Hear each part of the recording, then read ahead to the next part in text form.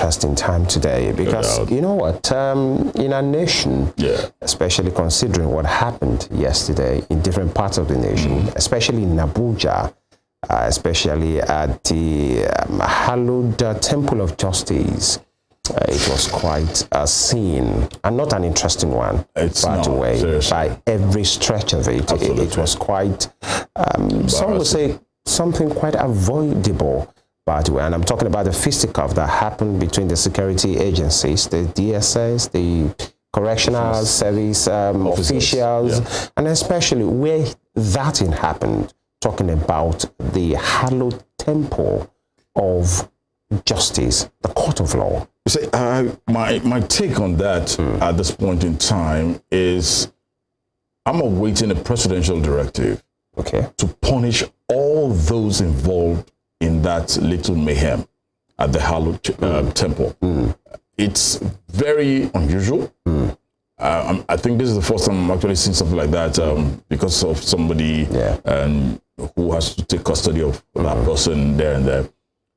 But the disgrace, the embarrassment that was brought upon that hallowed temple, that uniform that signifies this country, because that video went so viral, and it was a big slap on this nation when the video went viral yesterday.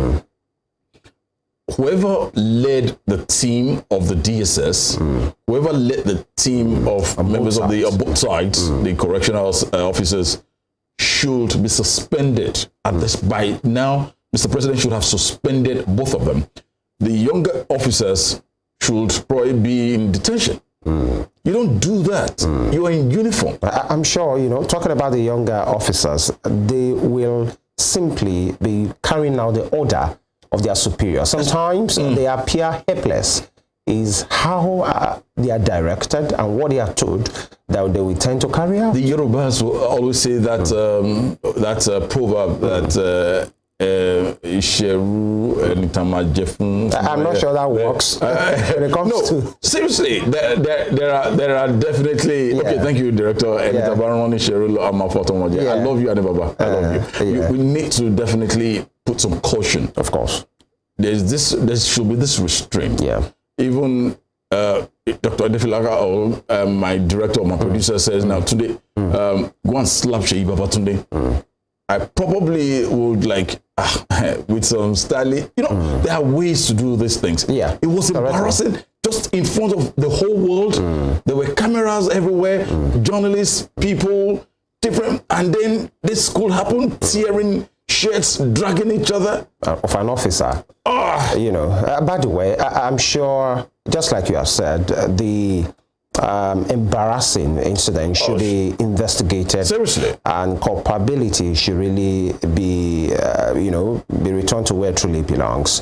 By the way, this will form the fulcrum of our conversation for this morning. And today's Morning Springs. Femi Ojo is my name, and I welcome you. And as always, it's always a bumper package. We'll definitely check out the headlines making the round from the different dailies that we have here. And just like Femi has said, the case yesterday will be the bulk of what we will be looking at on the show this morning. Thank you most sincerely for being there. Let's take a short break at this moment. When we return, we'll go straight into headlines making the round from the different dailies. Stay with us.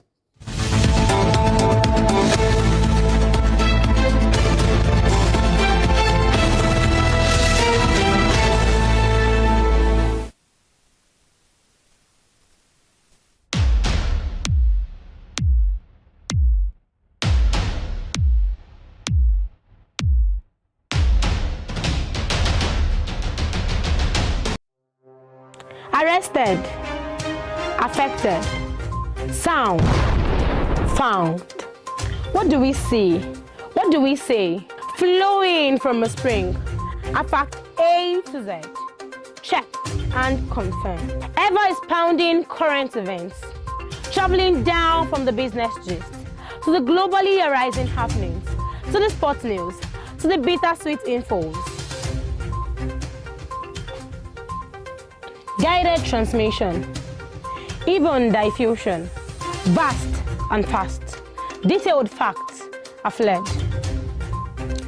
Within seconds, nuggets of words that flew across borders are fired. Stories short and long, wrapped in bundles of words, broken and dissected as it is, except misheard. This is the news as it is.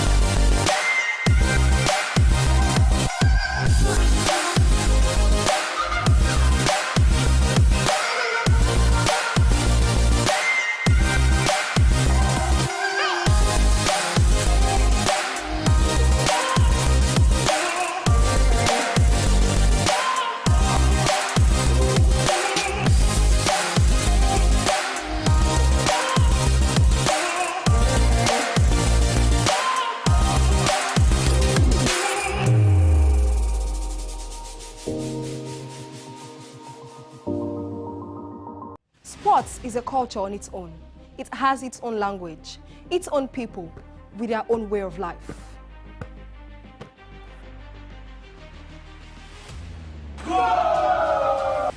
The world of sports is never void of actions, stories, dramas, and scandals. I guess you need a sports show that can walk the walk and talk the talk. On this show, we answer all your sporting questions. The whens, the whys, the wheres, and even the what ifs. Sports Spring is that show that will give you that new lease of life you've been looking for in sport journalism. Join me, Joseph Atewe, And your sports Amazon, Nengi Ernest. on this station, Western Spring Television, channel 190, only on Star Times. Let's talk sports. Let's speak the most universal language of the world.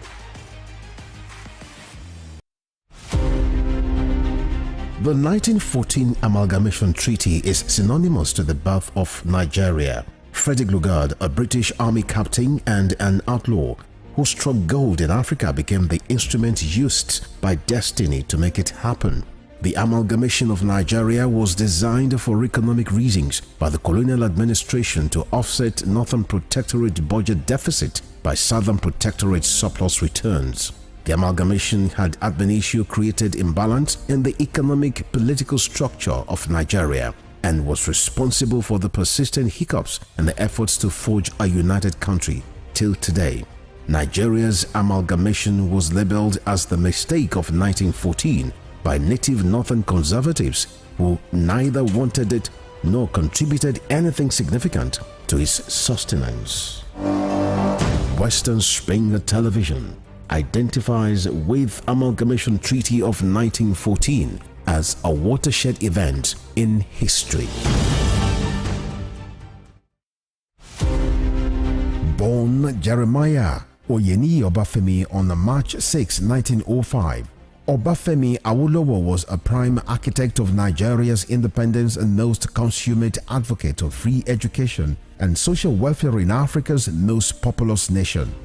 Erudite politician, thinker and philosopher, Awo was fondly addressed by associates and political colleagues, brought his unique attributes to bear on governance in the defunct Western region. He administered as leader of government business and the premier between 1955 and 1958. Obafemi Awolowo's premiership witnessed pioneering in multi-sectoral policy initiatives and execution.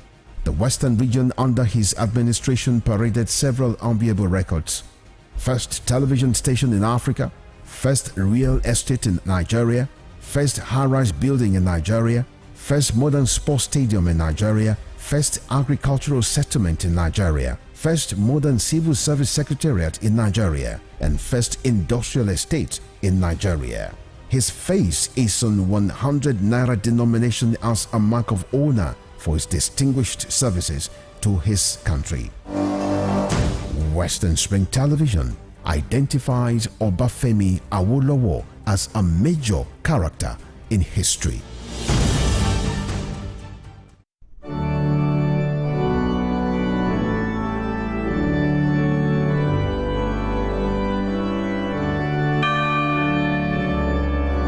Here are 5 Amazing fun facts I bet you never knew about Christianity. Number 1, there are over 2.4 billion Christians worldwide. Amazing fun fact number 2. The Bible is one of the best-selling books of all time, with more than 100 million copies sold every year. Most Christians believe in heaven and hell. The Bible is the most translated book in the world, with more than 3,000 languages. Amazing fun fact number 5. Most Christians throw science out of the window without realizing that most scientists are Christians. Hello, I am Pastor Steve Akinwumi. And I am Dr. Adeoye Oyewole. Join us as we highlight and discuss day-to-day issues pertaining to the day-to-day living of every Christian. Issues in Christendom shows every Sunday on Western Street Television, channel 190, only on StarTimes.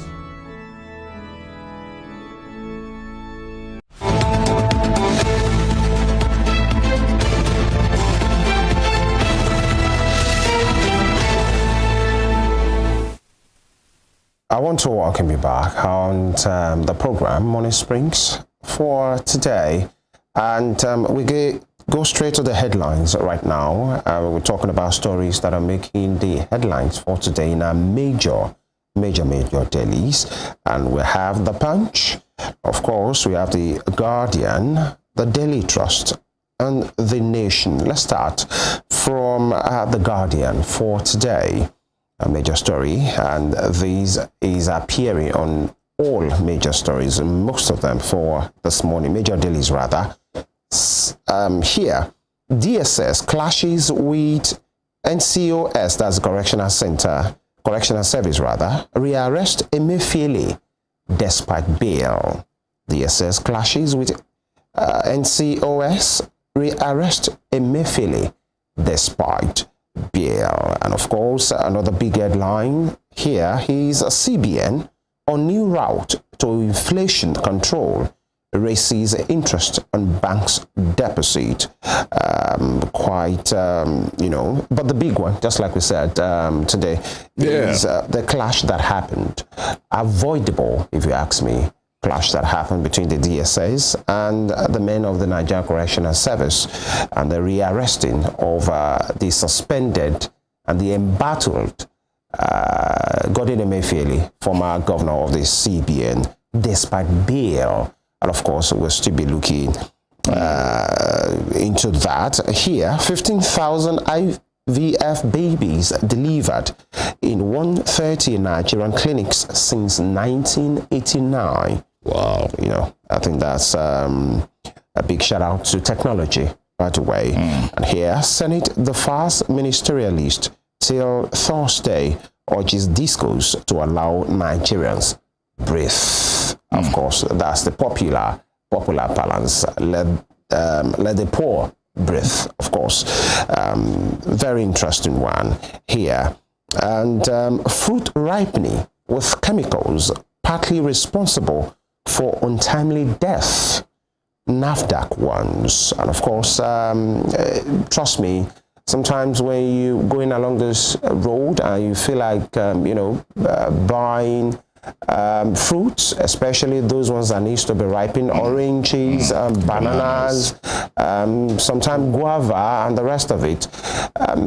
They look very good to see, good to the eye, but then when you get home and then you have a taste, I know that there's something wrong with it. So I think the NAFDAC, they're saying that fruit ripening with chemicals is partly responsible for untimely deaths, and NAFDAC is warning people. Yeah, it's so essential, just as you rightly stated, that all these things, we don't know what it's being used for to process it getting ripe. I will just advise, just as NAFDAC is as well is calling out at this moment in time, that look, we need to be very careful. And even as much as that is, we definitely need to wash once before consuming any of this fruits. Taking hygiene very seriously. We need to really, absolutely, it's necessary. Some of us get to buy apples, get to buy bananas, or oranges, and then the next thing is, once it's placed, you bite. An apple that's been on the shelf for a couple of hours or days or thereabout, and you just get in and then. But the point at which we need to always be careful about chemicals we use for this to ripen this fruit. Especially the vendors. Especially the vendors. Exactly. Who wants to make sharp gains, just sharp profit. They want it to ripe and sell.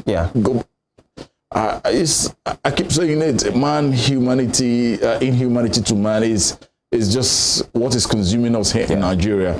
You know, it's really, really sad because to watch your back, there's that tendency that, if I do now, I don't know what. But then once we don't have that instinct inside of us that we got to love ourselves, we got to show love, we got to know that, look, if I do this thing, it will affect thousands of souls.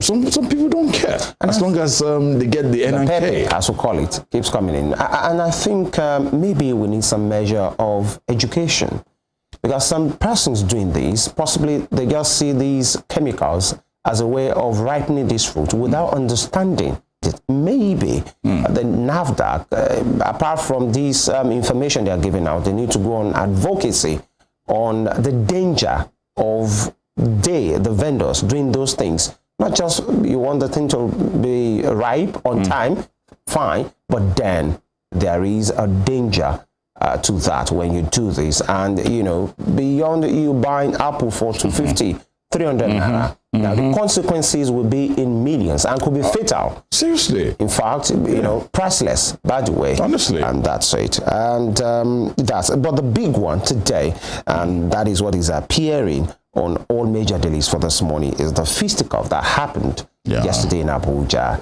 And I'm sure you've seen the video today. How did you feel? I actually saw it on a sister station, one of the TV stations in Lagos channels.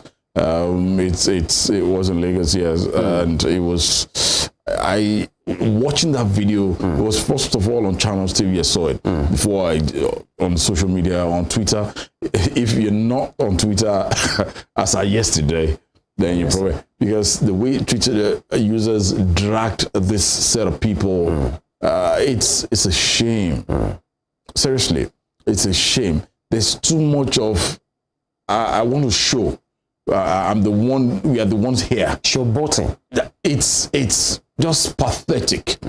It's one of the major things that is destroying quite a whole lot in this country. A DSS agency, the Correctional Service, they are all agencies of government.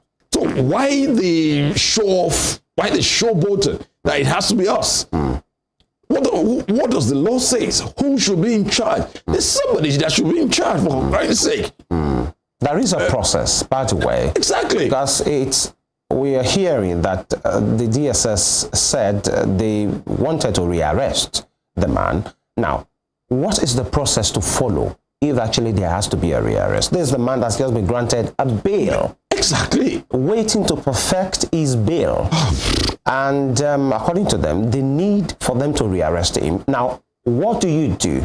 What's the legal process to follow if actually you have to rearrest that man? Should it have to be just arresting him while coming out of a courtroom? No, there should be papers, documents that should have been signed. And according to the proceedings yesterday, what we heard was the fact that he has been granted bail. The court, the judge granted EMEFIELE bail, and why he was, I think, to the tune of 20 million or so. Yes. And then while he was, you know, his people, his lawyers are trying to perfect the bail, and before that, the order was, while he's waiting, that was yesterday, to perfect his bail, he should be handed over to the men of the correctional center. He should be, you know, but there at the correctional service center. And so at that point, in our own layman language, he has become the duty of the responsibility of the men of the correctional service.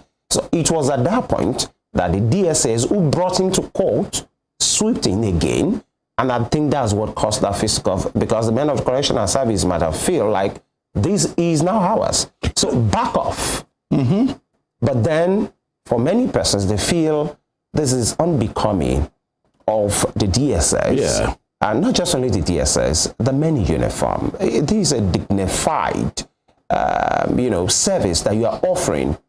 Corporate, by the way. So when you see punches being thrown at one another, uniforms being torn, between that's the thing for me. That's it. That's a uniform. That it symbolizes a country. It symbolizes quite a whole lot. If you probably see the Catholics now, once they're dressed in their robes and everything, this is a Roman Catholic, this is an apostolic faith, the way they're dressed, that, this is celestial, looking at it from the religious side today. So when you have that uniform on, it signifies something very important. It should count for something. It definitely.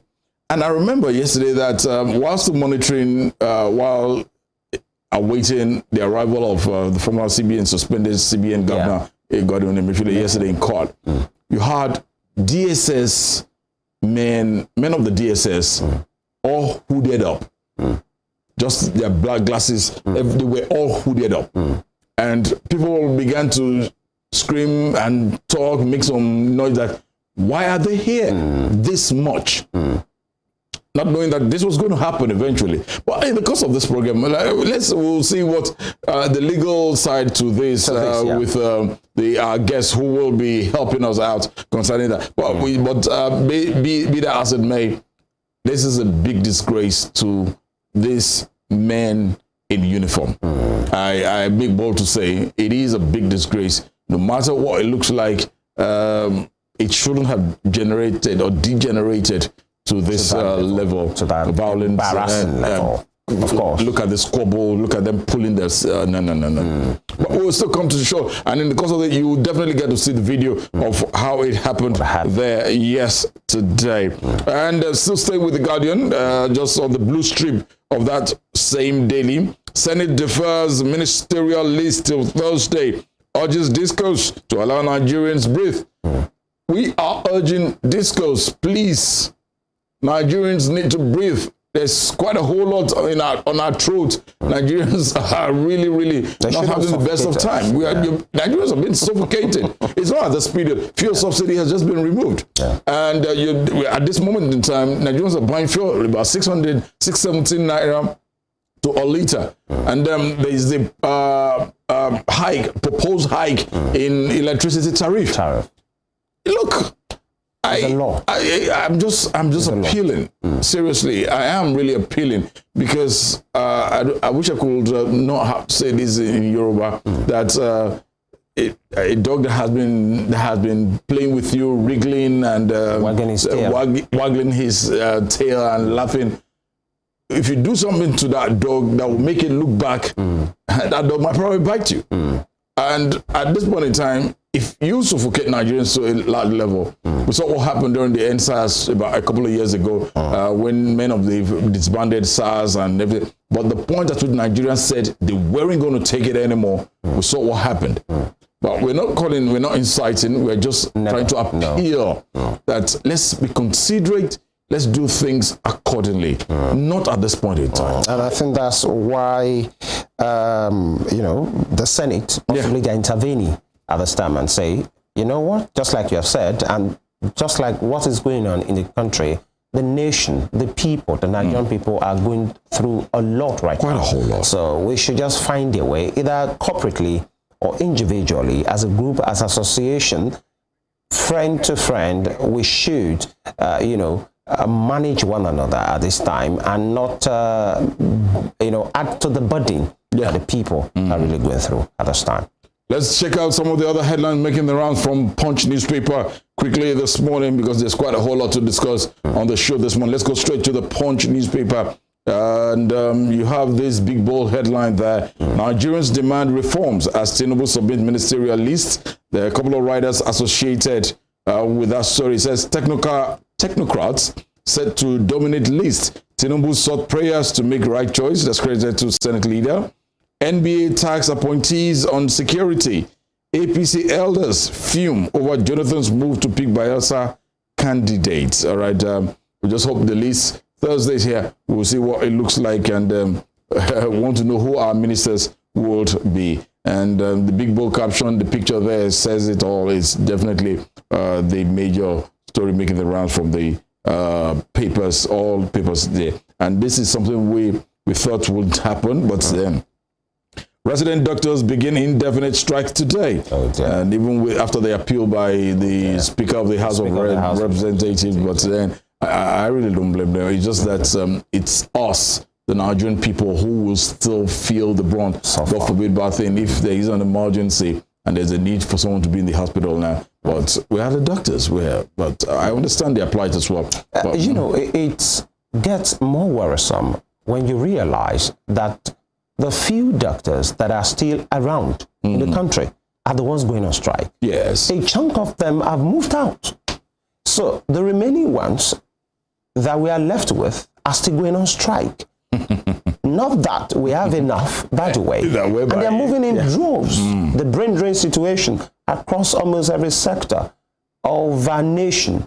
Now, it's really worrisome because there's the time that many persons will feel, you know what, if whatever you believe, just hope, just pray that you are fine, because health is wealth. Absolutely. And life is sacred, just like we usually say. Absolutely. And we just hope something fast, something permanent will be done on this, because this is becoming, like somebody would say, unbecoming. Absolutely. Resident doctors going on strike at every, snap of a finger is sad.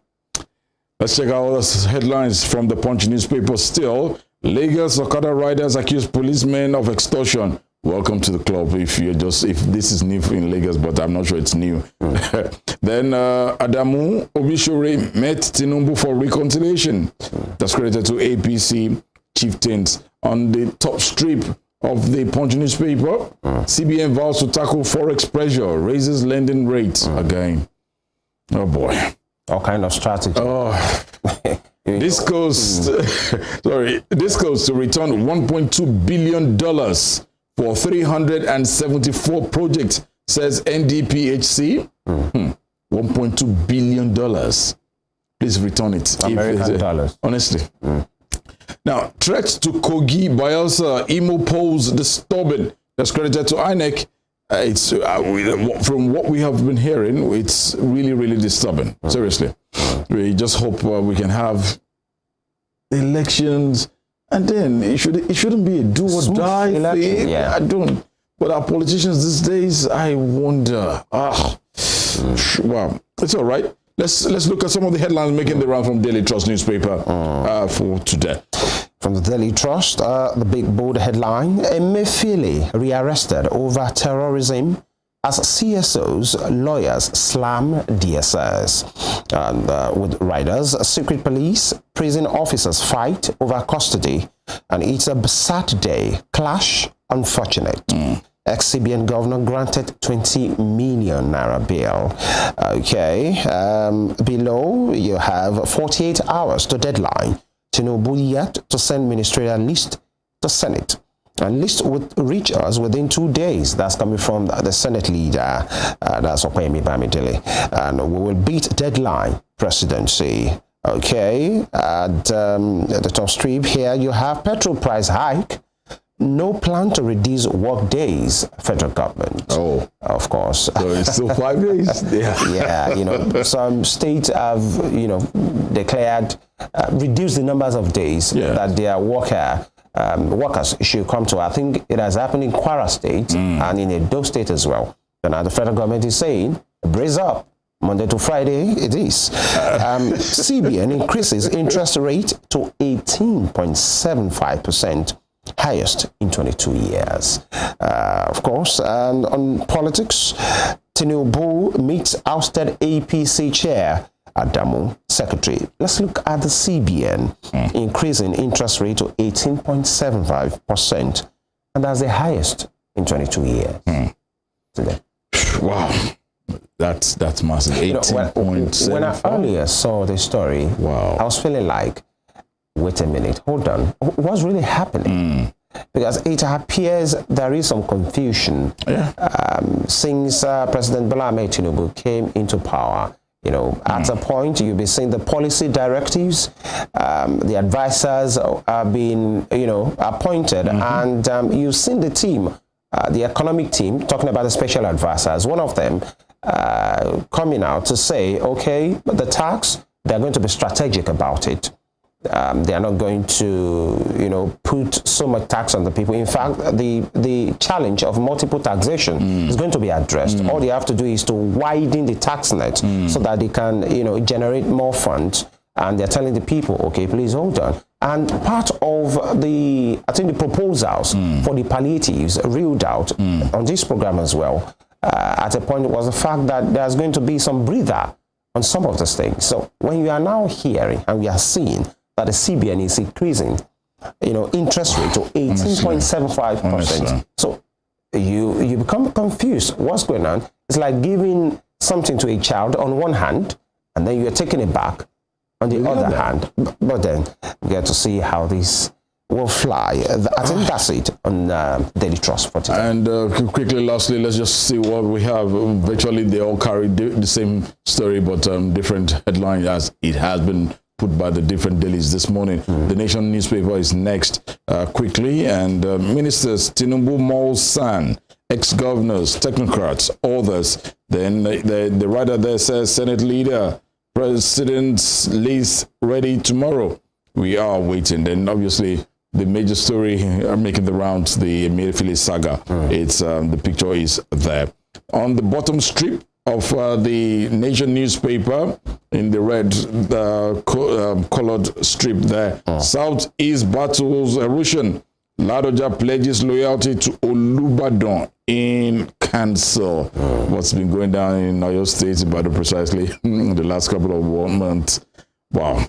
All right, let's see this story on the top strip just above the picture of the governor of Lagos State there. It says federal government has raised $500 million for food sufficiency, says Shetima. Where is the money? Where is the food security? Where? We need to know. Then cash surge into economy forces interest rate hike. All right, just as every other story have said it, CBN raises it to 18.75%. Action will tame inflation. On the top strip of the Nation newspaper, Atiku, PDP confused president, tells tribunal. Okay, Atiku, PDP confused, president tells tribunal. That's the story there. And NEC, Discos, fine-tune tariff hike plans. Please fine-tune it to soothe Nigerians. Senators rep oppose move. And federal government will redirect $800 million palliative cash. ASU lose bill to stop Konwa's registration. These are some of the major headlines making the round from the various papers that we've got for you for the midweek edition of Morning Spring, live from Western Spring Television. When we come back after this very short break, we will definitely get down to business. Our guests are seated, and we will definitely do the needful. It's the Morning Spring. Please stay with us.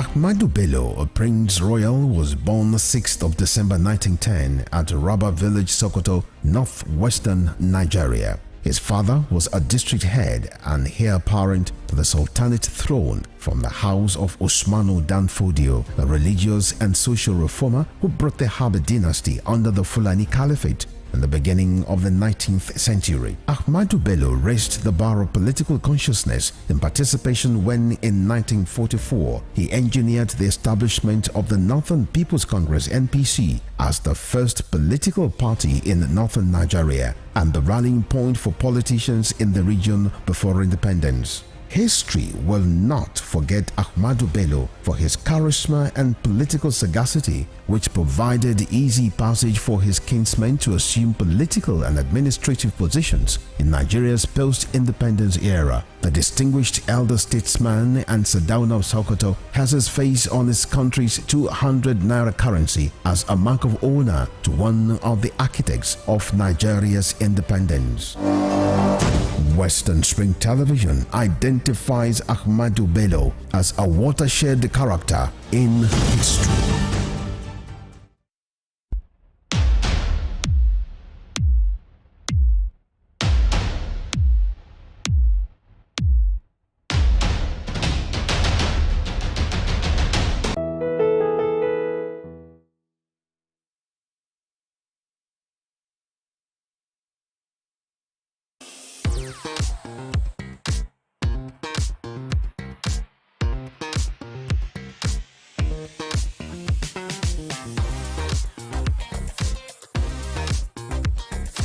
Turn it up! It's the Wild Wild West, and Western Spring Television is pulling out all the stops to make sure that you don't miss out on every of the fun and happenings around you. Yup, we've got you covered because your girls got all the juiciest tidbits and entertainment news from around the world. Cross over to the chocolatey side of entertainment. Join me, Chocolate Cassie, on Eccentric as we take you into every bit of the juiciest news, fashion, music, movie updates, and other trending conversations. Together on the show, we'll get personal with your favorite celebrities via phone call, Zoom, or even live here in the studio.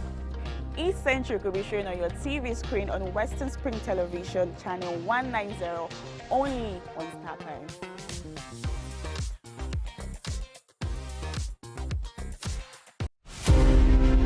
This iconic African presents the narrative of a man destined to exert an imperishable global influence in Western education. His was a story of a freeborn, captured and sold into slavery. He was born in Oshogun, a native Yoruba village near Iseyin in Okeogun axis of southwest Nigeria. Samuel Ajayi Crowther was the foundation student of Fora Bay College, Sierra Leone, the foremost university where the pioneer set of native Africans were educated. Samuel Ajayi Crowther's greatest contribution to humanity was his translation of the Holy Bible into the Yoruba language. The man who authored the Yoruba dictionary was also credited with the translation of English classic hymns into Yoruba and the Ekwere languages. Samuel Ajayi Crowther's private residence in Badagry, incidentally the first story building in Nigeria, is an archival museum dedicated to the memory of Africa's first bishop. Western Spring Television identifies Samuel Ajayi Crowther as a watershed character in history.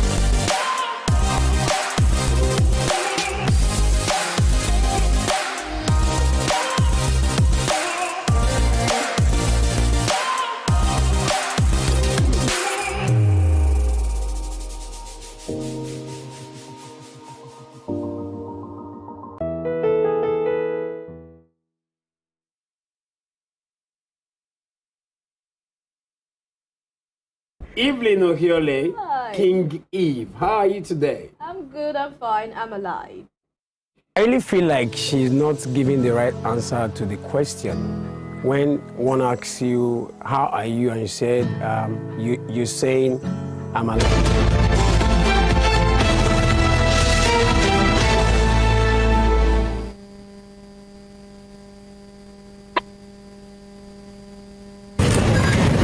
Don't go down, of course.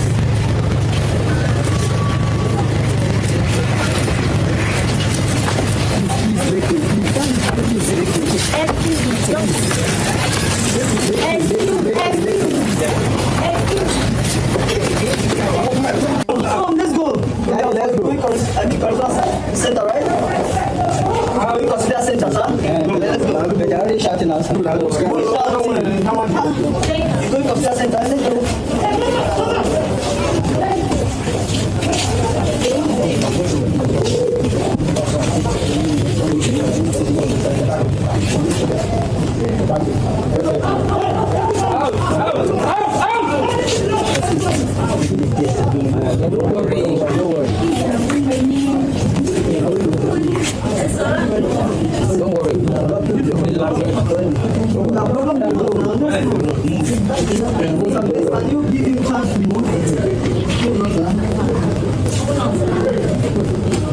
We want you to remain the same.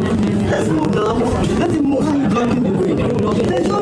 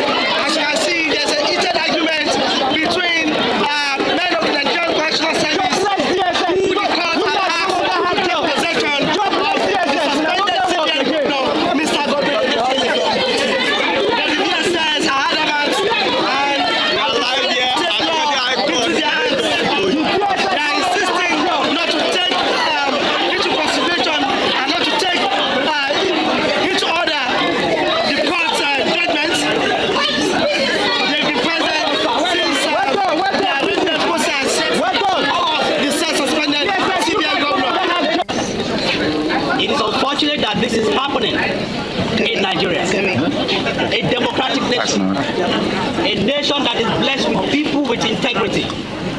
I remember very well when I was in secondary school, the NADECO period. I knew how the current president fought the military through NADECO. He fought to Daniel. He fought the military, telling the military to obey the rules and regulations of the law, the constitutional law.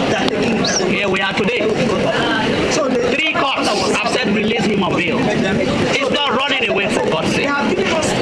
He has served this nation for 9 years. Where is he going to go to? All his life is in Nigeria here. And you can imagine a situation where 2 military, federal government military apparatus are fighting themselves,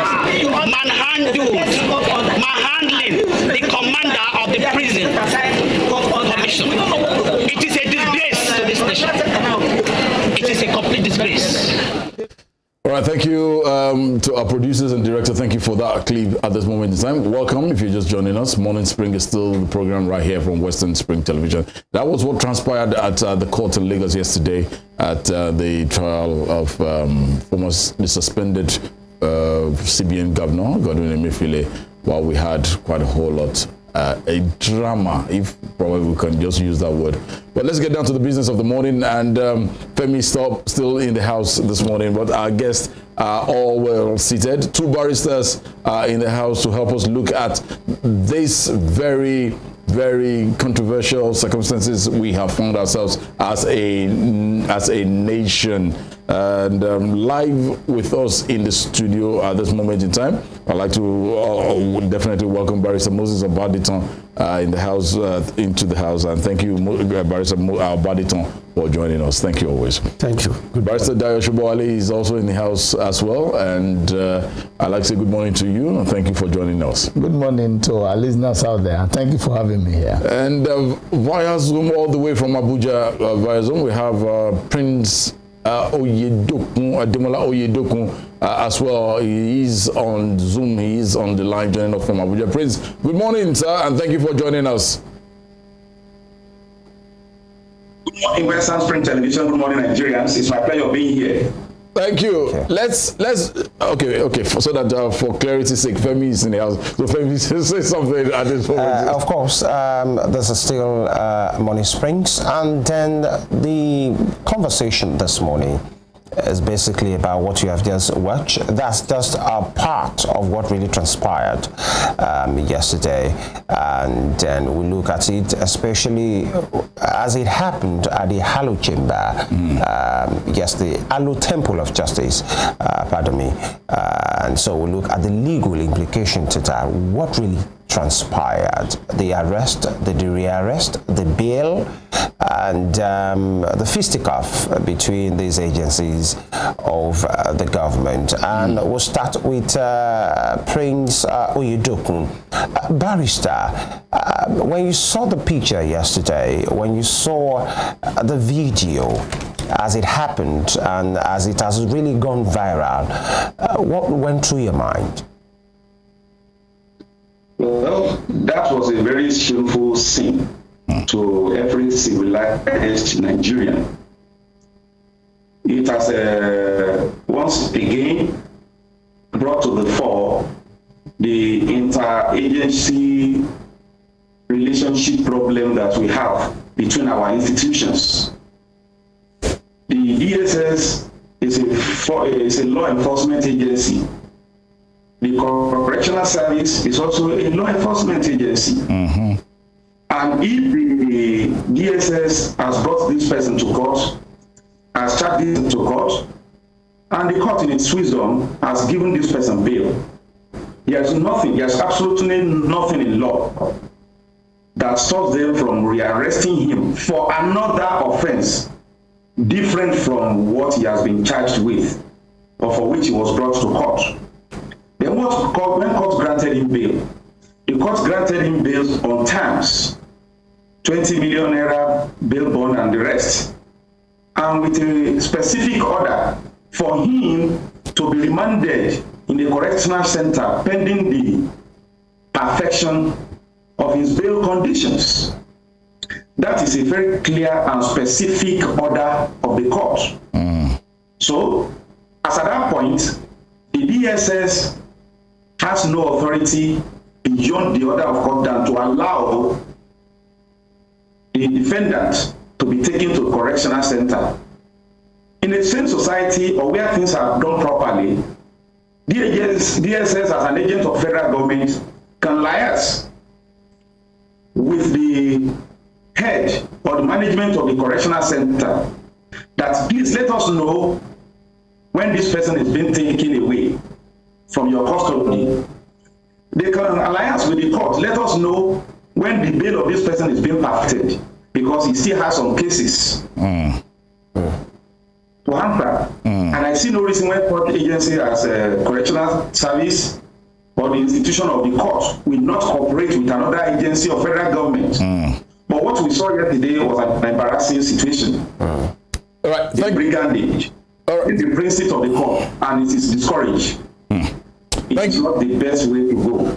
Thank you, Barrister OYEDOKUN. Please just stay on the line with us this morning. Let's come straight into the studio. Let me start with Barrister SOBOWALE. Barrister SOBOWALE, looking at what transpired and being in the judiciary business as well, both of you, Barrister Moses Obaditan, Barrister SOBOWALE, how do you feel at this moment seeing what transpired with agencies of government, two agencies owned by the federal government doing what they did at that point in time yesterday, sir?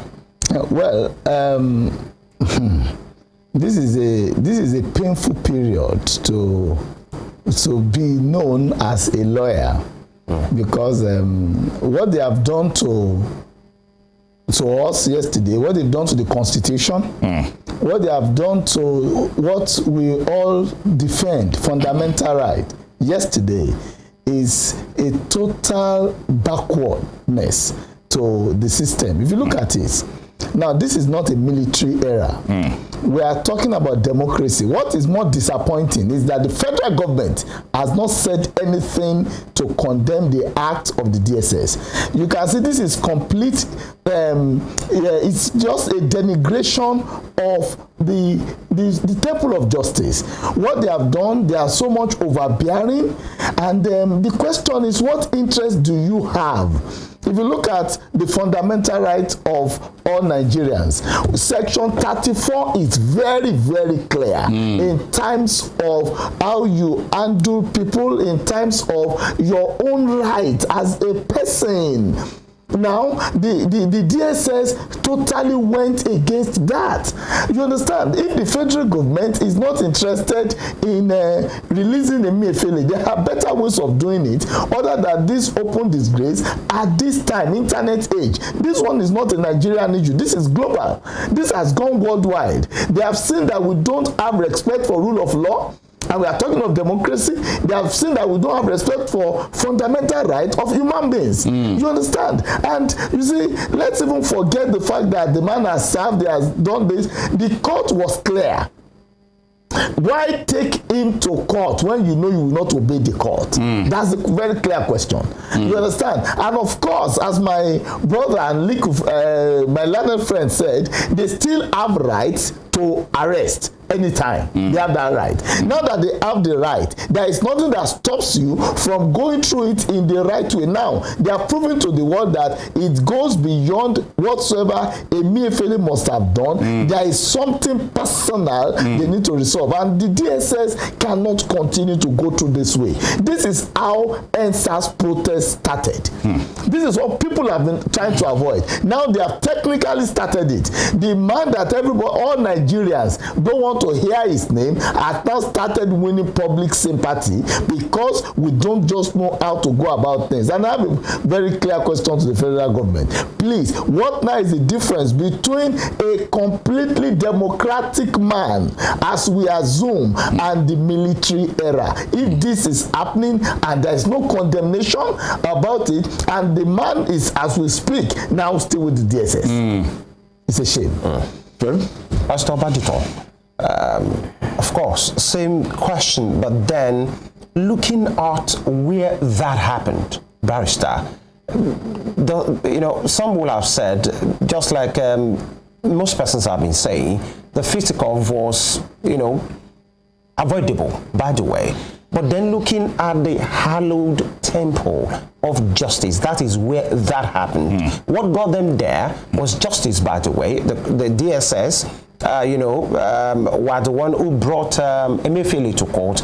And then the judge, in his wisdom, gave the order. And while the process is still going on, these things happened. How involved, or let me say, how embarrassing was it? Not just what happened at the venue, the location of that thing yesterday.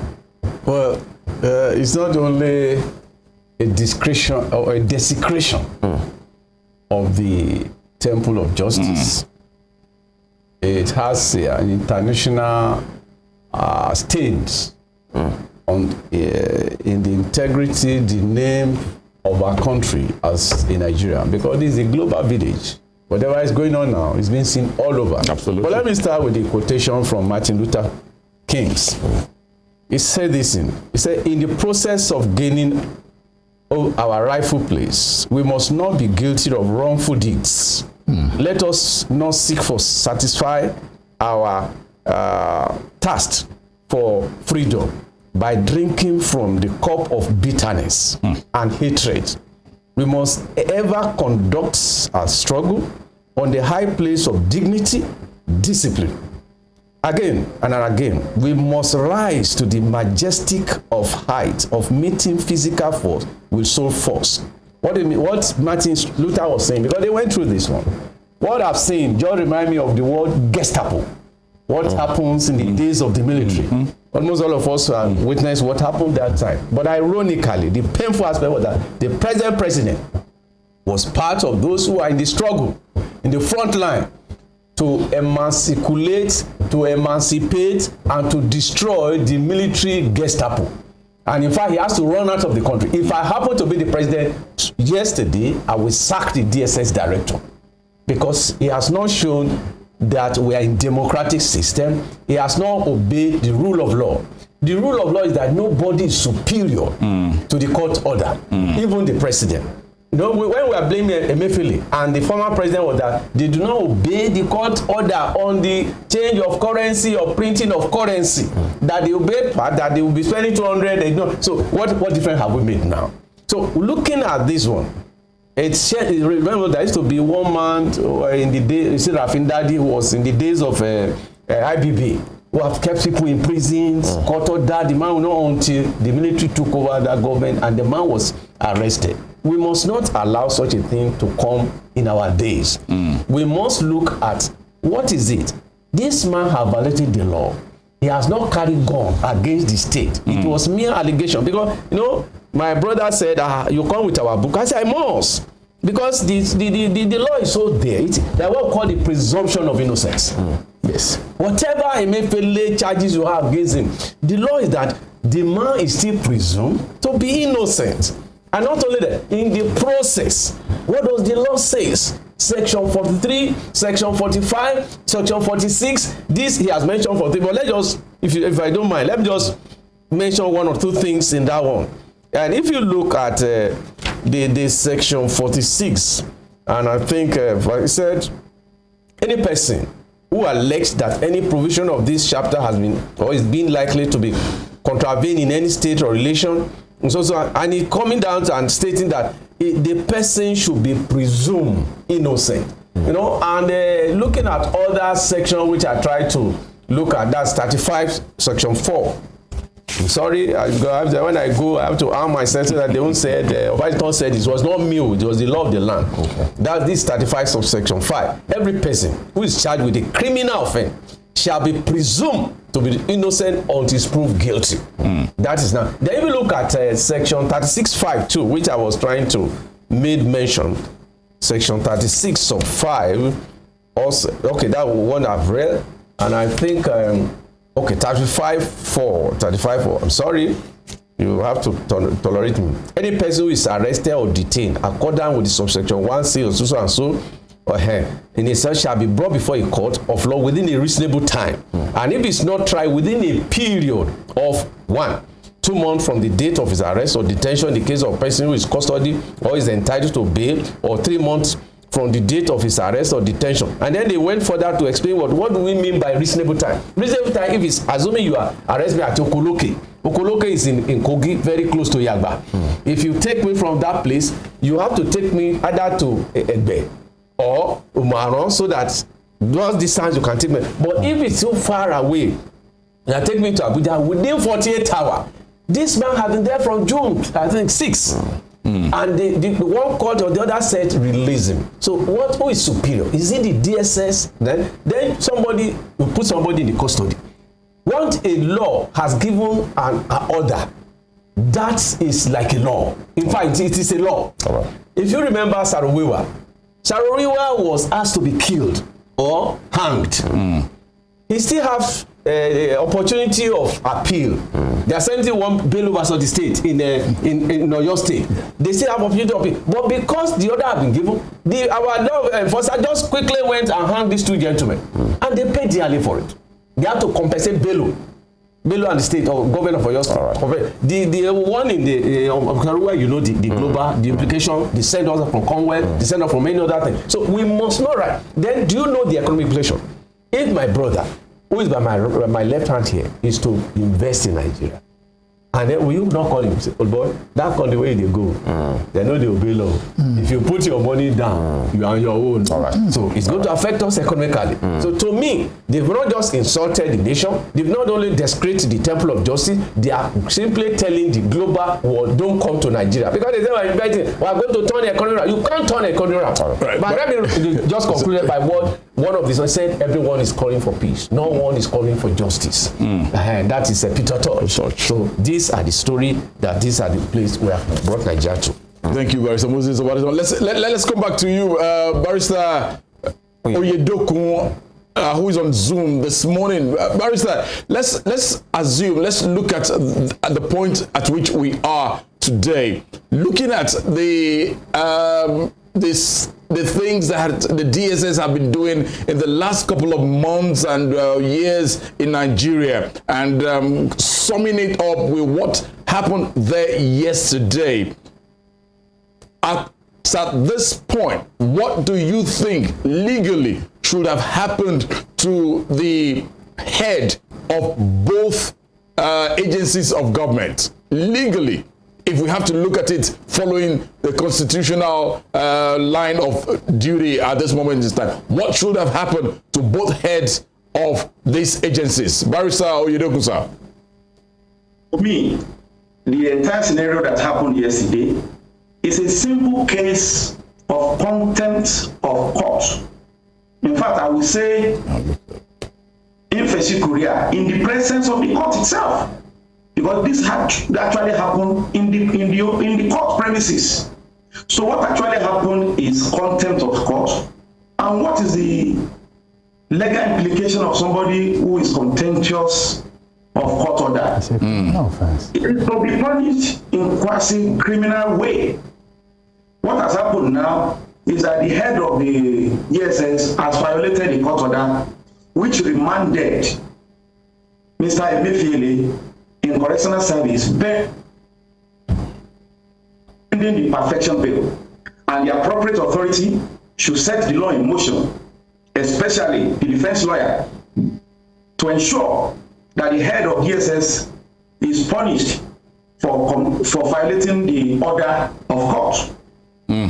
That is appropriate as far as the head of the DSS is concerned. And I believe of all the head of security agencies that we have, I suppose it's only the head of DSS that was not changed by the new administration. And I want to believe that is why the head of the DSS believes that the business as usual should continue. Because we all know the present president is a reputed Democrat. And I don't think he will be happy with the reputation that the head of this present DSS is giving his administration. It's barely 24 hours. I would say keep my hands akimbo, waiting for the decision from the presidency as regards this defense. But at the same time, I expect the defense counsel to set the law in motion to practicalize our constitutional system and ensure that the head of the DSS is punished for violating court order. Because if everybody does it and goes away with it, everybody goes scot-free with it, then we continue to wallow in abuse of court process and violation of court order. It continues to happen because nobody is punished for it. And this is a very clear example where I think the defense counsel, IDOWU, a senior advocate of Nigeria and our former president of the Nigerian Bar Association, should insist in punishing the DSS for this and let the law take its course. I do not believe that the head of correctional service has done anything wrong. They were overpowered and they succumbed. So one will not expect the head of correctional service to be blamed for what happened in the court premises yesterday. All right. But it's a simple case of violation of court order, technically described as contempt of court. All right. That's my position. Thank you. Still stay with you, Barrister OYEDOKUN, before we come back to the studio here. Now, the DSS have been reported to be saying what happened yesterday was that they wanted to rearrest Godwin EMEFIELE. Now, let me ask you, Barrister, what is the process if a rearrest is to happen? At that point yesterday, what should have been the legal process to follow instead of that bravado that we witnessed? The legal process to follow is to obey the court order. For this offense before me as a judge, I have granted this man bail. Let him produce this and get free. Then, depending his compliance with the conditions of bail, let him be kept at a correctional center. It could be Kuje prison very close to Abuja. It could be Suleja prison. It could be prison in Kefi. That is where EMEFIELE is supposed to be. And he can only be arrested upon his release from that custody where the court has put him. The only legal way of doing it is to arrest him upon his release from where the court has kept him. His presence in DSS custodies as we speak now is illegal, is contrary to the ruling of the court. There is no other legal way than if he has committed another offense apart from the one for which he was taken to court. The DSS will allow him to be kept in prison custody and they will wait for his release if he fulfills bail condition. Or in another way of doing it, they will go to another court and obtain an order for his arrest for another offense. So as he's been released for the current offense for which he has been granted bail, they will arrest him on the order of another court who has asked him to be invited again for another offense different from the one for which he was taken to court yesterday. All right. But the court says somebody should be kept in a prison custody. Then you snatch him. Wow. I think issues with connection. No, yeah. You are dropped telling because what happened yesterday? You are kicked and they get a call. Oh boy. Okay. It is wrong. Okay. Yeah. I think it's wrong. All right. Lastly, before I allow Femi and come back to this. DSS now is still in the illegal custody. Yeah, that was what I wanted to ask. But Barrister OYEDOKUN, before we allow you go this morning, sir, now please enlighten us and let's enlighten the society at this moment. When one is arrested, this is over a month that EMEFIELE, before there was this shout and before he was brought to court and what have you.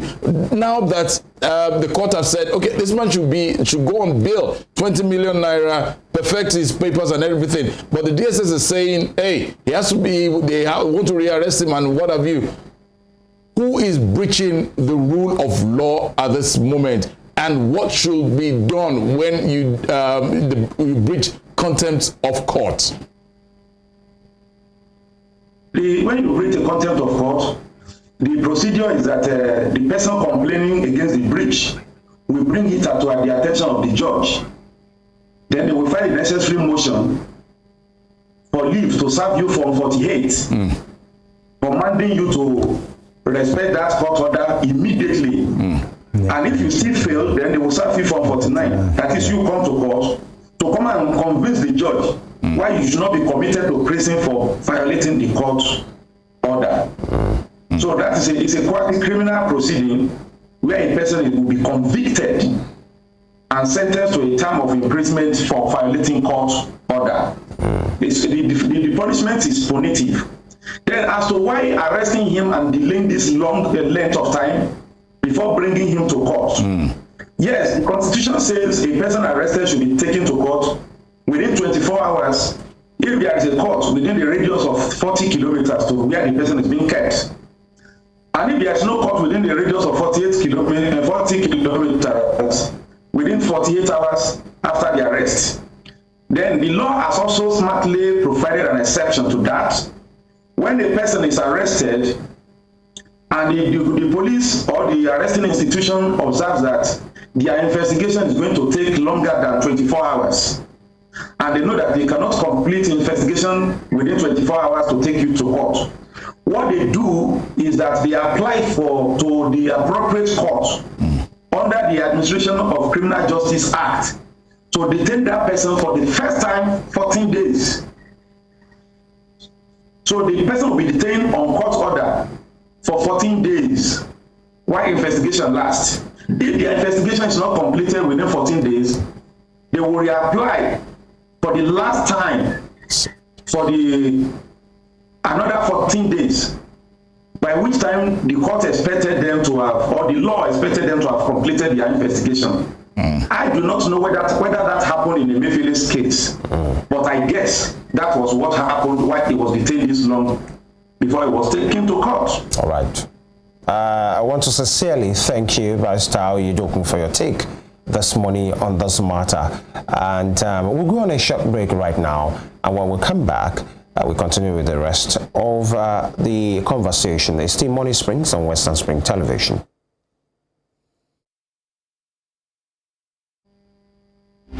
Born Jeremiah Oyeni Obafemi on March 6, 1905, Obafemi Awolowo was a prime architect of Nigeria's independence and most consummate advocate of free education and social welfare in Africa's most populous nation.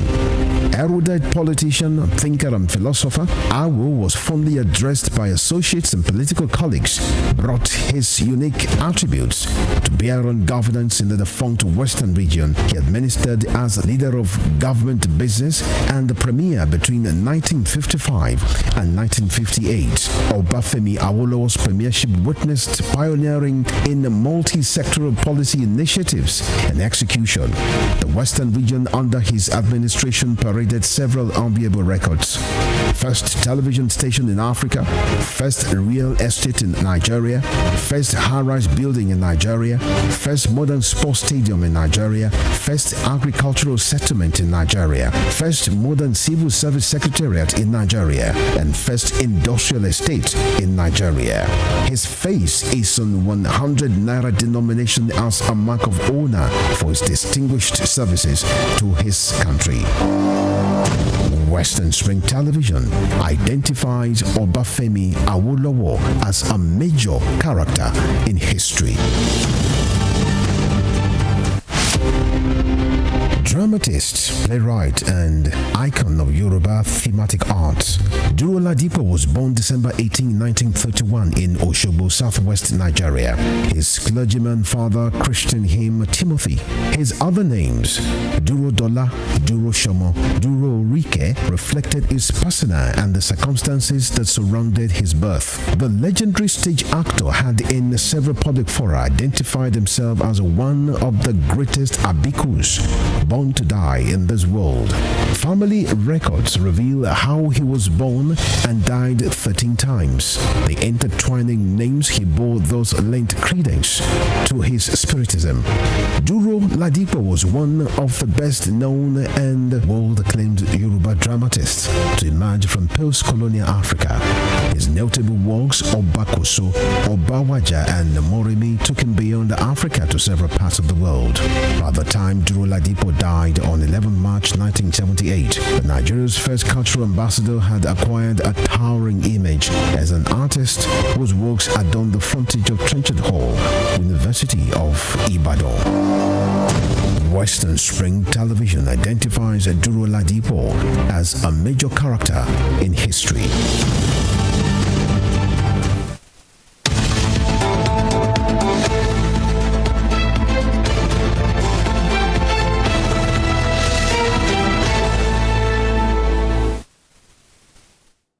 All right, thank you, Musa Nsele, for being there. And once again, we thank Barrister ADEMOLA OYEDOKUN joining us live on Zoom. But we're back here in the studio, and Barrister SOBOWALE is in the house, and Barrister Moses OBADITAN as well is here. And if you're just joining us, we have been looking at what transpired at the Temple of Justice yesterday at the court in Lagos when former suspended CBN governor was brought, and then the issues that transpired between men of the Department of State Services, DSS, and the Correctional Service officials there yesterday. Nigerians there's been so much reaction, and thank you to all our barristers who found time to join us this morning. That's the video again. It's been looking at this gentleman in the house. Barrister Moses, let me start with you. That's the man with the button stripped off, yes, and the DSS man coming to shove him. if even if they hadn't probably just piped down a little bit, there could have been an exchange of gunfire. They were all carrying rifles, and anything could have triggered the annoyance, the tempers that was flaring at that moment, could have resulted in serious casualties at that moment. But right now, what does this portend to the country called Nigeria? Looking at what agencies of government have done at this moment yesterday in Lagos. First, we must praise the prison official, the correctional center officials, because if they have not behaved maturely under the act that guides the prison, if there is any resistance or anyone standing on their way of anybody they brought to court, they have to kill the person. That's it. Wow. Yes, the law. That's the law. To kill the person. Yes, because what they intend to, they want to subjudice, they want to destroy, they want to stand on the way of the law. So they must do everything to demobilize. I mean, not use the correct word, that's the demobilization. Okay. So in the process, if they shoot one or two of the DSS, that man will go scot-free because that will be under self-defense. He's defending the culprit, the person he brought to court. So not only that, if you are behaving like this in the open, to the extent you are, those people have a right to even sue the DSS for what they have done. And it's likely to happen in a decent society. Well, let's take back to when Donald Trump was there. And there was this issue of coming to that temple, and when everybody the Capitol. And look at the civilized way, when they just surrounded the place, no score to against the other agent, and even when they instruct, hey, Mr. do this to ensure that this election, they said, no, sir, that's not what the institution said. And that will normally come down in our own country, that the political agency, the political elite, they don't allow the institution to function. The DSS are aware. Some of them have been sent to abroad. They know what happened. FBI will not bring to court without having correct everything against you. The witness will have been waiting. By the time they bring it, you will just have to say, I'm guilty. That's it. Now, if you have detained somebody, first, let's say, assuming you obtained court order for detaining 14 days, the other one going to about 28 days, and yet you have not been able to court, then why don't you release him? And the court is now saying, the first court said, if you don't have anything, let this man within 7 days be released. And within something, you came to court, and the court said, now the court has said, the man has no case to answer. And this is the condition, 20 million self-recognized. And then, why don't you allow the prison official or the correctional officer to release him? And then you'll be waiting in the wing. And then you pick him up. But remember, you cannot pick him up for the same offense in which the court has granted him. That would be double jeopardy. Or you are simply doing what we say. There must be an end to every court. Yes. I've forgotten what the Latin word means. Meaning that there must be an end to every trial. So if you have done it that way, and then you are not, why don't you look at your organization? People have complained that in the last few years, the DSS has been disobeying law. And they weren't, in fact, they were even, I think they were, either EFCC or DSS, were asked to be convicted because they violated the law. If you remember, including the Inspector General of Police, that they disobey court order and that they should take up. But the question is, who we arrest? The arrester. So that's why people feel, but we must come to a level that this is 24 years of non-interrupted democratic process. So we must not behave as the way in the day of the Rafindadi. This is an era of democratic development, and people look towards us for a better situation. If you look at what happened in Kenya a few weeks ago, a few days ago, it's a repetition of what normally happened in the days of Uhuru Kenyatta. But then we are saying, no, Nigeria is improving. So where is the improvement? Where about, I think this week, they buried about 103 corpses of the NSAS. So those people just die in vain. It shows we have not changed. So it is time for the DSS to call themselves to order, and the sitting president must fire the DSS director. That is the law. All right, thank you, Pastor OBADITAN. Talking about the 103 bodies, they are to be buried. They have not yet been buried, by the way. And I understand Barrister OYEDOKUN is still with us. Barrister, are you still here? Yeah. Okay. All right. Thank you. Just a question more, and the question is this: at the heart of the discussion this morning is the DSS and what happened yesterday. Now, many persons have been asking, and please clarify it for us, legally speaking, is the DSS superior to the other agencies of government, especially in the security sector? Are they superior? Because it appears they tend to, you know, rub off many persons' face like they are superior to others. Are they? They are not superior to anybody. Everybody in this country has a role to play, including you and I.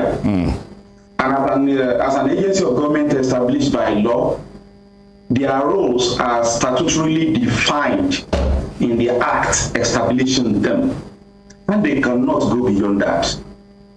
The Constitution makes everybody equal before the law. All Nigerian citizens are equal, ordinarily. And then when you occupy a statutory office as a governor, your functions as a governor are specified.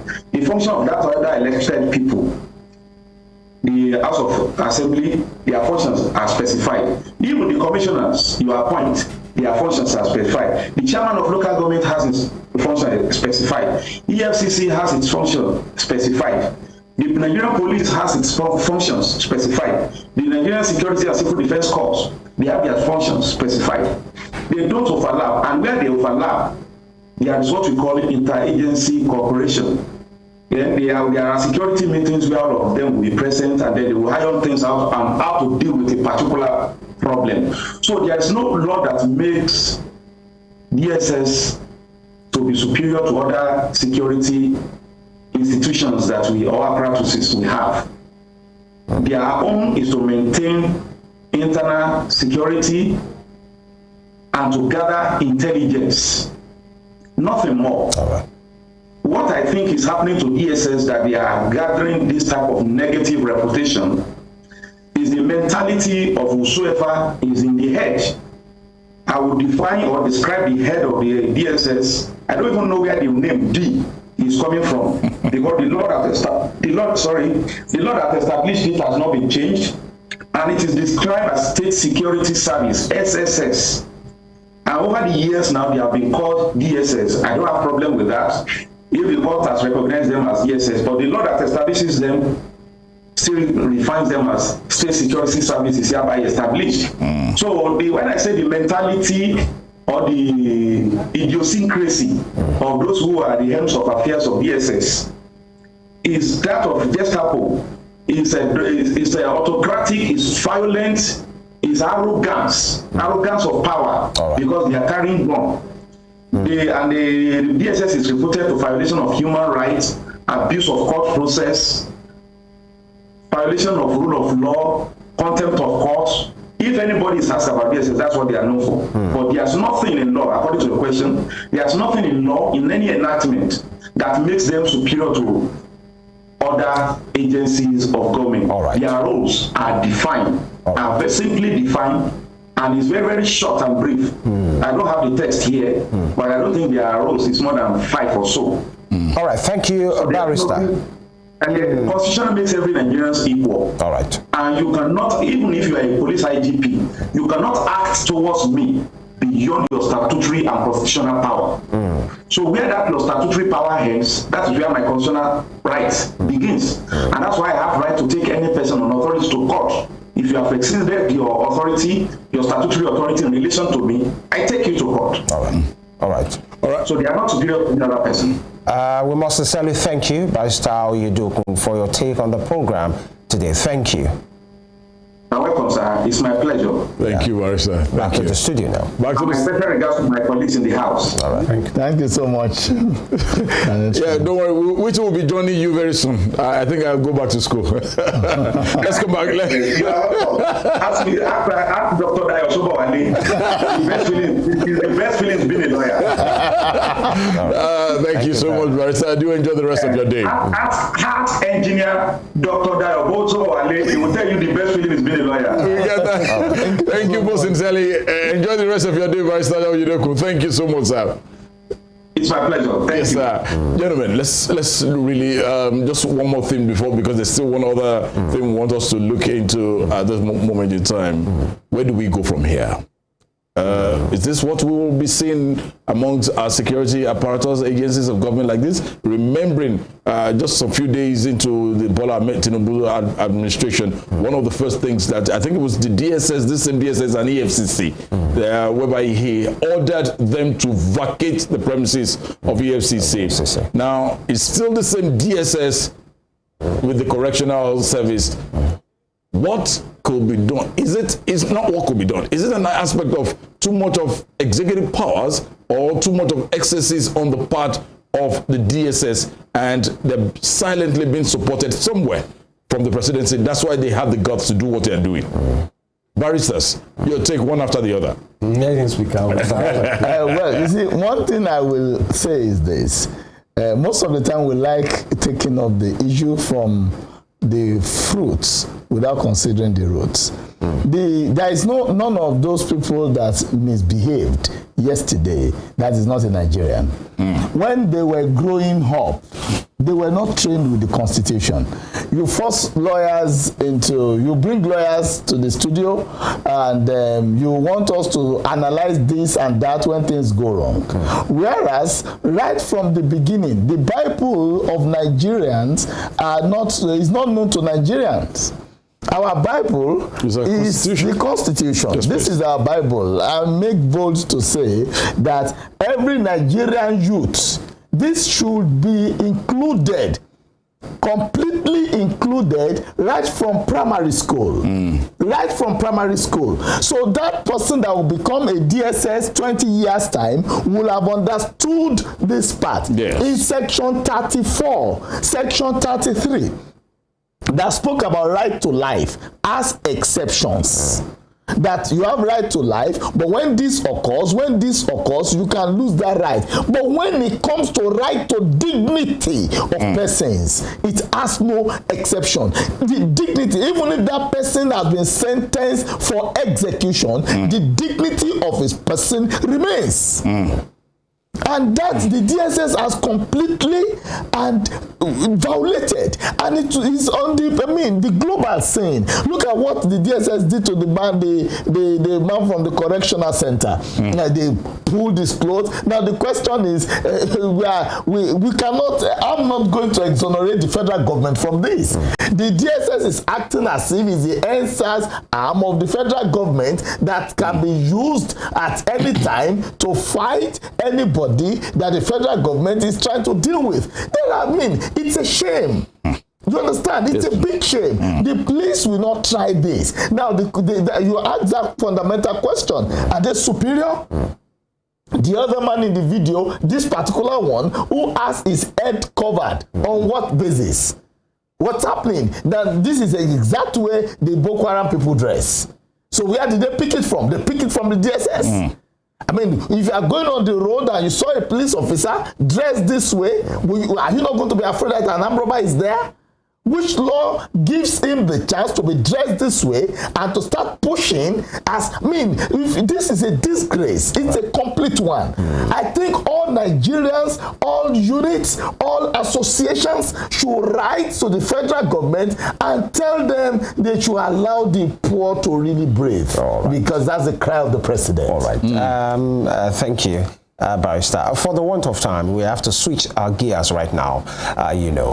We take a report, and that is something that has happened, for the past few days now, especially at the state-owned Polytechnic. We don't know if our producers are ready to give us that report. And when we're back, we then get talking, especially what is happening at the Osun State Polytechnic in IRE.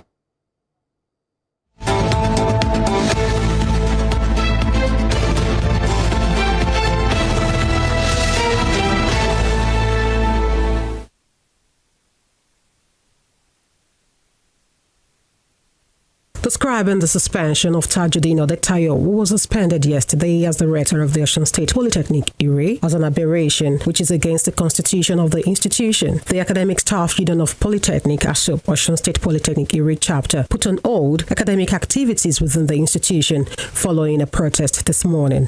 The ASUP chairman IRE chapter Fatai Afolabi declared the suspension of the academic activities indefinitely. As he spoke with a news team at the ASUP building in IRE, Afolabi stated that it was surprising the way and manner the rector was suspended by Governor Ademola Adeleke because the allegations levied against the rector are weighty. Well, to our surprise, we just received 2 different letters yesterday from the executive governor of Osun State, Senator Nuruddin Jackson Adeleke. The first letter was on the suspension of our rector. Well, it was part of his read that he's been suspended on the ground that corruption, financial recklessness, and misappropriation of funds. He also pointed the fact that the acting rector was not ideal for the post based on the constitution of the institution. Well, what the edict says and the guideline, the civil service too also attested to it, that there are 2 ways to the appointment of acting rector. Well, in charge, the most senior in administration, or if there is no most senior in administration, then you appoint the most senior in service, that is the most senior chief lecturer. Speaking on behalf of the ASUP National President, Mashopo Nuruddin described the suspension as violation of the provisions of the law. We are here on a report we got yesterday from our chapter here, and having listened to them carefully based on the available information, we realized that the action of the state government is completely what we can tag as violation of the provisions of the law. The law governing the institution is the state law, is the law of the government, and to do a good administration, it requires that the state government should respect the law. Speaking further, Nuruddin stated that the union had taken it upon itself to fight for the rights of its members. So we are calling on the state governor, His Excellency Governor Adeleke, to do the needful by respecting the law of the institution, to do the needful by respecting the democratic process that was conducted by the appropriate organ of the institution. So we want to say emphatically that our union will not relent until the needful is done. The Student Union President, Osun State Polytechnic IRE, Aziz Adebayo, declared that no student representative is part of the protest, while urging both ASUP and the state government to reach a meaningful conclusion. The Student Union President, Osun State Polytechnic IRE, Aziz Adebayo, declared that no student representative is part of the protest, while urging both ASUP and the state government to reach a meaningful conclusion in order for academic activities to resume in the institution as examinations have been disrupted. As far as we are concerned, as the representative of the student union, I am saying this on behalf of everyone, that we are not part of it. We don't know anything about what is going on campus. We just heard there is a protest being organized by ASUP, which is Academic Staff Union of Polytechnic. So no student or no student union representative is part of it. This is not a student union protest. It is the protest of Academic Staff Union of Polytechnic. We are not part of it. The only thing we need right now is the resumption of academic activities. In a news release by the Commissioner for Information and Public Enlightenment, Kolakpo Alimi, the Governor Ademola Adeleke has expressed his concern about the reaction and urges all to remain calm and shun the protest, which had led to closing the school gates. Governor Adeleke also gave his assurance that full investigation will commence and every misunderstanding will be cleared. The premises of the Osun State Polytechnic IRE in Borikpa local government area of Osun State has been on the lock and key since the early hours of today, as the Academic Staff Union of Polytechnic ASUP IRE chapter protested against the suspension of Tajuddin Odetayo, who was until yesterday director of the institution. Students have, however, expressed their grievances on the development as it has disrupted the academic of the institution. Olayinka Ali, Western Spring Television News. Of course, gentlemen, let me start with Brasta SOBOWALE. You're an academic, by the way. Looking through all these, was it necessary? You see, I don't know. I always want politicians to stay off the academia.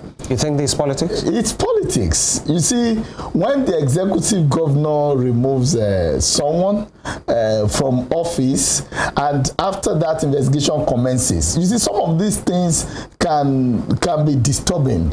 We just spoke about a team of security agency misbehaving and fighting another unit. You understand that the government is there. Now you look at this, the governor said, I've removed this person. This person will be acting.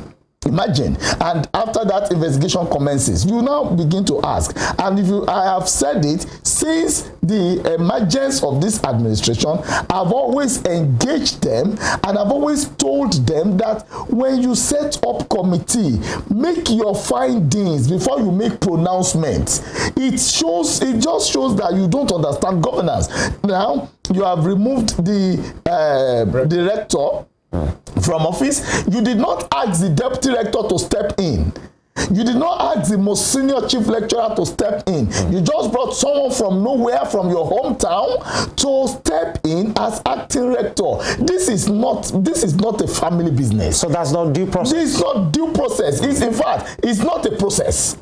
It's just an action. It's just a military action. You understand? I think most of us now have to start leaving politics, and we just have to save Nigeria where we are now. All the ideology of I belong to this party, I belong to that party, I think it will do nothing but destroy the system, because the politicians are one, the masses are to suffer.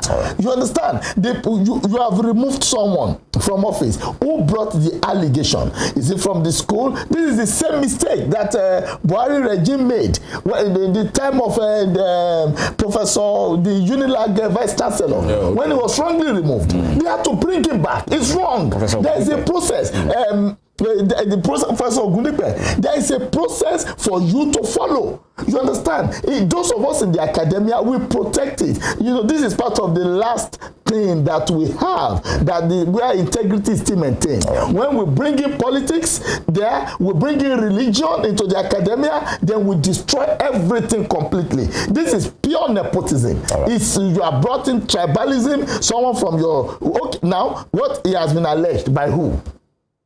Is it by there is an academic board of the Polytechnic? Have they passed vote of no confidence? I mean, if you want to use your executive power, you can go behind the doors, incite some people or do whatsoever politically, and they will not see your hand. But when you come out against all odds without impunity, and you just felt I can wake up, then the governor can wake up one day and tell Western Spring TV to just leave and bring another. I mean, what? I mean, does it go that way?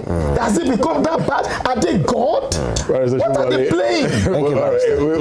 Let's just say, because of our time, we need to is there any other thing? Because this is a big topic we want to come and discuss, but because of time, any other addition to what's happening? A lot need to be added. Yes, sir. Number one, every institution has a law. And apart from the law, they also have boards. Yes, sir. If there's an allegation against the principal officer, which is the rector, the board must have sat. Then a query will be issued. No query. And he must respond. Then the answer will now be sent to maybe the visitor, which is the governor, before you can take action. And then when in the process of doing that, the next in rank, we step into it. That's why they have eyes. Simple as simple. So if you don't do it and you do anything otherwise, that's what fella called Bamileti Kindolo. That man will just go to court and will make money for the period of his Exactly. That's the position of the law. Exactly. But we need to, Baba Obasanjo was saying that the level of leadership is shallow. It's shallow. So in the place where you are shaka, your brain is functioning properly. I'm not saying the president, I'm just talking generally now. Now you don't put a cart before the horse. And the commissioners are there now. There's someone for education. You have an attorney general. I mean, they're supposed to advise something you. Is wrong somewhere. And then when you do the worst of it, you now go to your hometown and pick your fellow citizens. That is what we are busy Buhari for, and we cannot take it. No, this is worse. Thank you. Thank you, gentlemen. gentlemen, Barrister Moses Obaditan. I pray we have time. We'll have more. I know. It's a developing story. I trust us to be on the matter. Yeah, we will. And definitely we'll say it as it is. That will be a change of style. Thank you very much, Barrister Moses Obaditan, for coming. Thank you to Barrister SOBOWALE for finding time, gentlemen, for being here. And we'd like to say thank you to you out there for keeping tabs with us right here on this station, Western Spring Television. We'll be back again tomorrow on another edition of the program, Morning Spring. TUNDE IDOWU remains my name. Have a fabulous day. FEMI Ojo is my name. See you tomorrow. Bye-bye.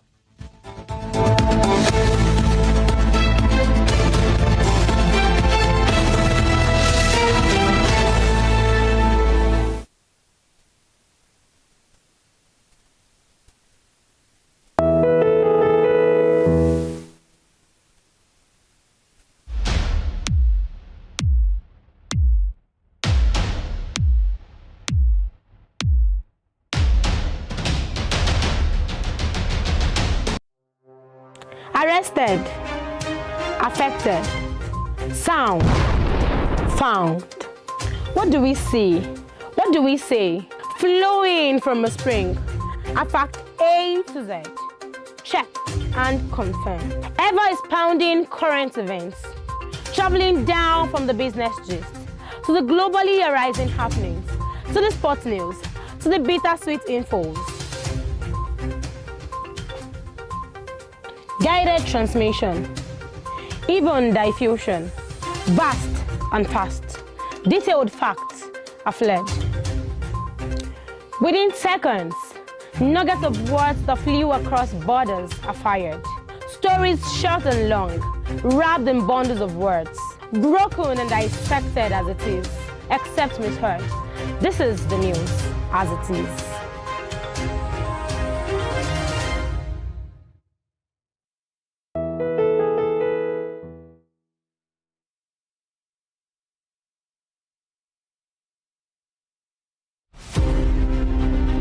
The British Empire was the largest and the most powerful in the world. At its zenith, the empire embraced a quarter of the Earth's land surface and imposed her imperial majesty's rule on more than 458 million peoples across nations and continents. The empire took off with overseas possessions and trading posts established by England, spread over 3 million kilometers between 16th and early 18th century. Like previous empires, the British Empire began to crumble on its weight of overstretched territories and growing unrest in our various colonies. Today, the British Empire no longer exists. What is in place is the Commonwealth of Nations, a loose association of sovereign states which recognize the King of England as the titular head. Western Spring Television identifies the British Empire as a watershed empire in history.